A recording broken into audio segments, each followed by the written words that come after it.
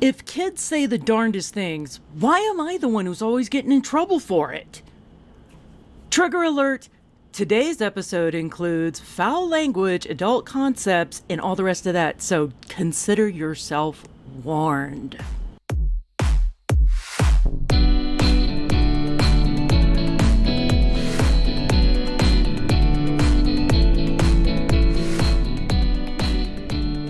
Hey, this is Donna Shannon, also known as Donna Coyote. Welcome again to Coyote Tales, where I get to regale you with wonderful stories from my checkered past. And today, I want to tell you just a little bit more about my kids. They're all grown now, but I was a teen mom, so I got pregnant and married, yes, in that order, when I was 17. So my oldest son was born when I was 18. Anyways, we'll unpack all of that later. But one of the things I dealt with as a mom, and I'm sure many of you other mothers out there can relate to this, is, kids can have like that cute little lisp, or they're just not quite saying words right. And it's like, oh, so endearing. Not so much with my kids. They kept getting me into trouble. So, case in point, my daughter Jasmine was actually the second child born. She had a little bit worse than James, the firstborn. And we were over at my in-laws' house one day, and she looks out the window, and she starts jumping up and down on the couch, all excited, and then suddenly yells across the room, "Dumb fuck! Dumb fuck! Outside!" And we look, and it's like, is she just an incredibly astute judge of character? What's going on here? And my mother-in-law at the time is just giving me the evil eye stare and arms crossed. It is like, what are you teaching your child? And I look out the window and I go, dump truck. There's a dump truck outside. So yeah, my kids are kind of following naturally into this rhythm pattern. But the one that was the most dangerous, the one that almost got me and my first husband killed, James did to us. So, it was a summer day. It was probably like 4th of July or something like that. It's a huge patriotic kind of holiday that's also just hot as balls. And we're cruising down Colfax in the middle of the day in our beat up piece of shit car, right? Because, of course, we're teen parents. We have pieces of shit cars. And it didn't have any air conditioning. It had actually a 470 air conditioning system. If you don't know what a 470 air conditioning is, it's you've got all four windows rolled down and you're going 70 miles an hour. That's what we had going for us. So Colfax, if you don't know what that is, it's a huge avenue that runs right through Denver. It goes from the far west side of town all the way up into the mountains, all the way out through Saudi Aurora, which is on like the east side of town. It's like 2 hours to drive the whole thing, right? So it's a huge cruising strip.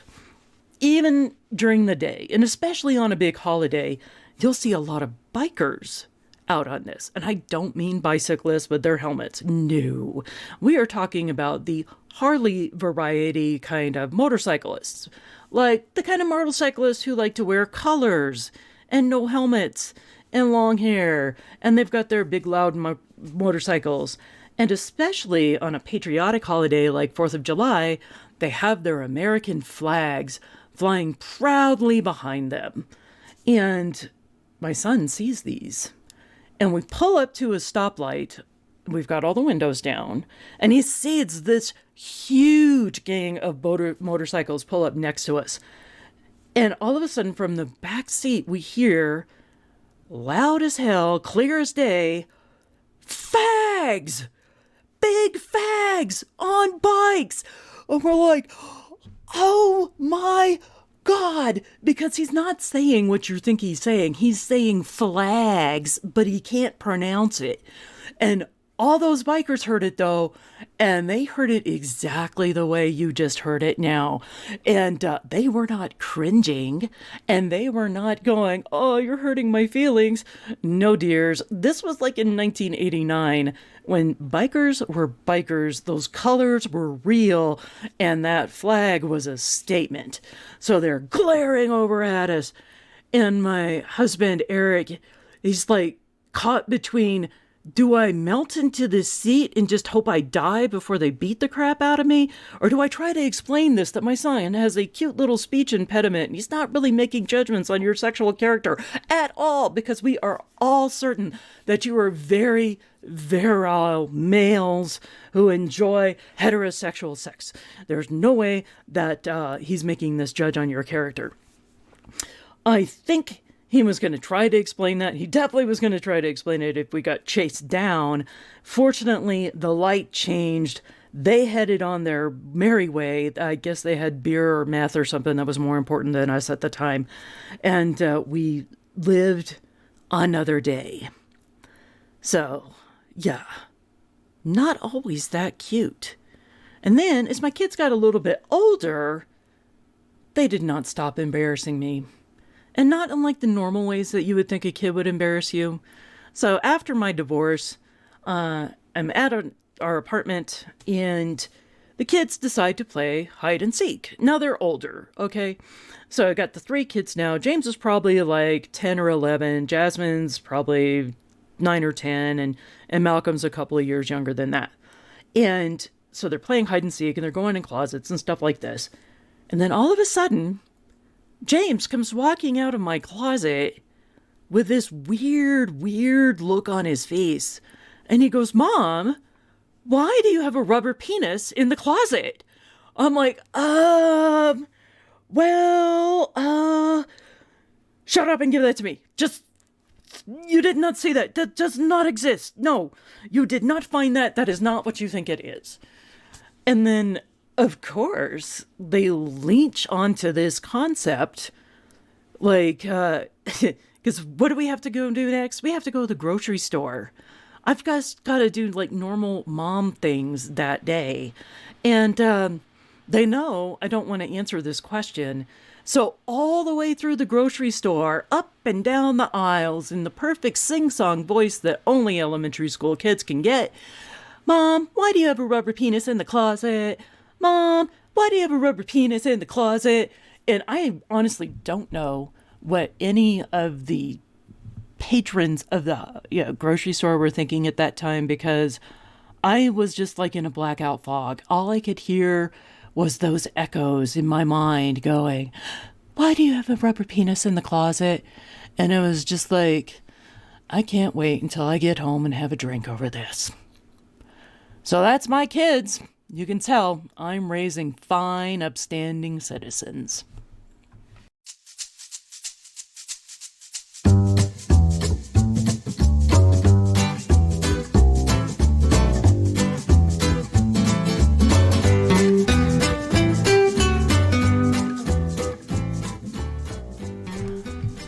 Well, my kids did actually manage to survive growing up in spite of, like, my best efforts. But they're all grown up now. And I am celebrating today because it's a monumentous day. My oldest child, James, moved out of the house today. Woo! And that sounds like a normal milestone for most people, but you gotta understand this. James is 33 years old. Yep, I did the typical thing. I let my millennial kids move back in with me. So far, Jasmine hasn't done this. Malcolm did it once for a very short period. But for James this time around, Ryan was very, very accommodating and very nice. And we let James stay with us for a year, and we didn't even charge him rent. He was coming out of a bad relationship situation. We went in without a lease, so we didn't know how long this was going to last. Don't get me wrong, I love you, James, and this is not against you, but I am very glad that you are out on your own once again. But as Ryan and I were cleaning up the room today, I kind of realized something. I think what we need to do is we got to change the energy of our house a little bit. We need to reaffirm our dominance over our domicile. And I figured out how to do this. And you know what I think is even best? I think I figured out a way to deter adult children or my dad or my stepmom or anybody else from moving back in with us again. Oh, this is a brilliant plan. I love this. I can't wait to put it into play. You want to know how it works? I think what we need to do is we need to fuck in every room in our house. Yeah, let's get some positive vibes going, so to speak. And yeah, especially these rooms where like people have been staying as guests or long-term guests, things that last for months and stuff. Yeah, we need to get our positive vibes and energies. We are the king and the queen of the castle, and we are going to claim first night on every room in the house. Not only is this fun, but here's the other thing too. Why does this work to keep people away? So the next time any one of my children go, hey mom, can I stay with you for a while? I can always come back and go, yeah, but we fucked in that room. Yeah, that's our fuck room now, because if we do it on these sheets, we don't have to change them as often, and we don't have to worry about wet spots in our own bed. Not to mention, we can keep all the kinky crap in here. We don't have to worry about, packing things away. It's just out. The sex swing is working. We finally have it tweaked in. And let me tell you something. Trying to set up a sex swing for people of our size, it's got some engineering involved here, right? Taking it down is not a minor feat. And yeah, they'll go like, ew! They will never not have the image of me and Ryan going at it like rabbits or rabid weasels in every room of this house. Oh, you want to try the bedroom in the basement? Yeah, don't worry about all those vanilla scented candles down there, because that's where we go anal. And it helps with the smell. So, yeah. If you clean it up yourself, you can probably stay there. Yeah, I think that's worth the free rent, don't you?